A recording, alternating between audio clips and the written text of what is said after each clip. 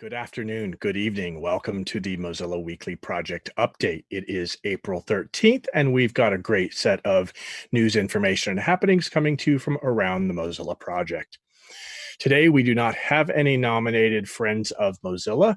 I would like to remind you all that if you know of someone who has gone above and beyond the call of duty in the last week, doing something special, extraordinary, or satisfying a long-time need in one of our products, please reach out to me with a nomination for Friends of Mozilla.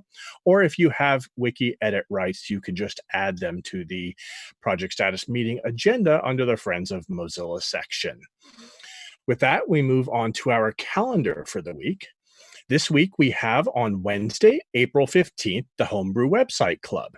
The Homebrew Website Club is a growing worldwide network of now 100% online weekly meetups due to COVID-19 for everyone who wants to take back their web experience and social media from social media silos and own their online identities, content, and interactions. We have a Homebrew Website Club happening in Nottingham, happening in London, in New York City, and one for the West Coast. All times and more information are listed on the wiki.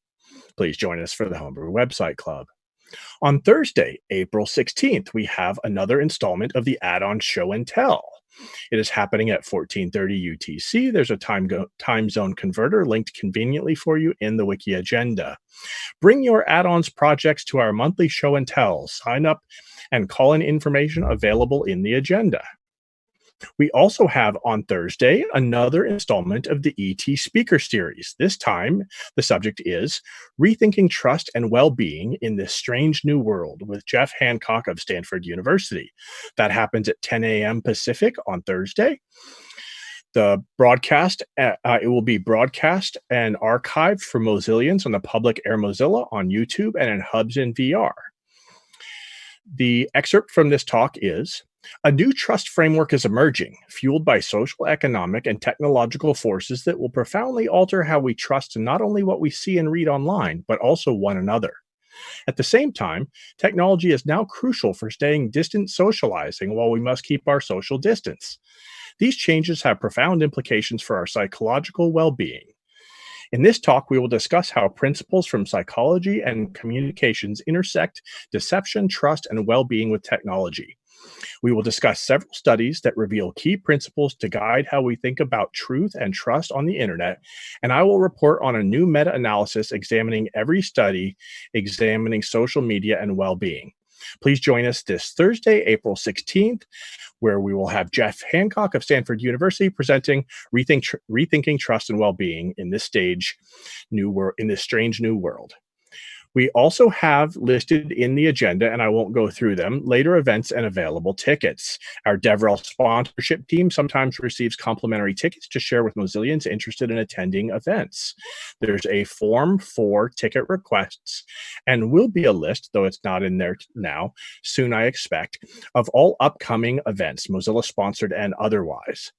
And with that, we move on to our speakers section of the agenda, and we open today's speakers with Jared Wine of Team Firefox and the weekly Firefox update. Jared? Thanks, Asa. My name is Jared, and I'm giving the Firefox update today. Firefox 75 is our latest stable release. This release shipped last Tuesday. Firefox 76 is in the beta channel, with the 4th beta going out today. 76 will hit our stable release channel on May 5th. Firefox 77 is in the nightly channel. It'll arrive for our stable release channel users on June 2nd. Over the last week, there have been about 420 bugs resolved as fixed, including these notable ones. Firefox got a preference to enable dynamic first-party isolation. Firefox now restores browser windows to the correct virtual desktop on Windows. Firefox also now has a standalone page about certificate for the new certificate viewer. Firefox's built-in support for FTP was moved behind the pref network.ftp.enabled and turned off in nightly. Users can finally disable the middle mouse button using the about config pref middle mouse.open new window. The address bar about config prefs browser.urlbar.update1 and browser.urlbar.update1 view strip HTTPS have been removed. This is some great news here. In Gecko, a 20-year-old bug was fixed, and the label attribute is now shown for option elements. Thank you to Chris Hutton for that great fix. Also in Gecko, there's color management for all CSS images, not just tagged images. That is today's Firefox update, and I'll send it back to you, Asa.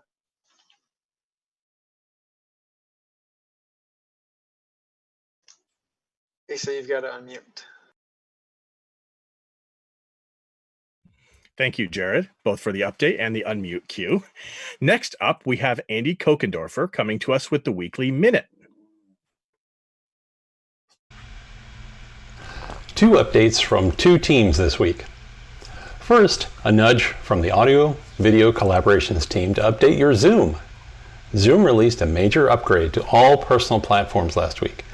The upgrade introduces a number of security and feature enhancements designed to group some of Zoom's security features under one button in the meeting control bar, known now as Security. You can read the release notes by checking out the link. Second, looking for ways to help improve your focus while you adjust to working from home? The Service Desk team has released some video tutorials that will show you how to manage your Slack notifications. In addition to Slack tutorials, the Service Desk has published a library of videos that will help guide you through some routine challenges. Updates are made on a monthly basis. Stop by their page and have a look. That's it for the minute. Until next time, stay connected and stay safe.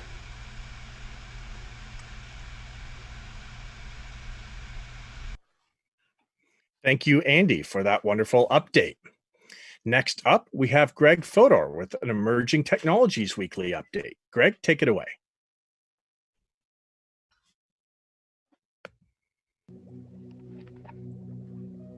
Hello, everyone. I'm Greg. I'm here inside of Mozilla Hubs. I'm here with today's Emerging Technologies update. So first off, I'd like to talk about the fact that last week we mentioned we updated our WebXR emulator extension to add support for augmented reality through the new WebXR API. And this week, we're happy to announce that we've added support for WebXR to our Unity exporter. Unity's real-time 3D development platform lets artists, designers, and developers work together to create amazing immersive and interactive experiences across a wide range of development and end-user environments. Through our Unity exporter, any real-time 3D experience can be packaged for the delivery on the web, and now with both AR and VR support. Read more about it and see a sample video in our post on our Mixed Reality blog. Next up, I'd like to talk about an important way of enhancing the accuracy of automated speech recognition, which is to look beyond just the sounds that people utter and realize that words occur in context and in patterns that can be recognized as well. The probability of a particular word occurring can, in part, be inferred from the words that most often occur around it. Our speech and machine learning team has just had a paper on our work on that approach, known as word embedding, accepted at the prestigious annual conference of the Association for Computational Linguistics. We'll be presenting that work at the all-online conference in June. And finally, Microsoft's Azure team published a blog post last week describing their initial release of Crustlet, a project exploring the use of WebAssembly modules in Kubernetes. The core idea of Crustlet is to leverage WebAssembly's unique advantages with Kubernetes to work in a constrained and security-conscious environment, something that containers have a harder time with. Microsoft's Crustlet project leverages Rust, as well as our recent WebAssembly outside the browser work, and is a great example of why we're so excited about this technology area. And that's our ET update. Thanks for watching.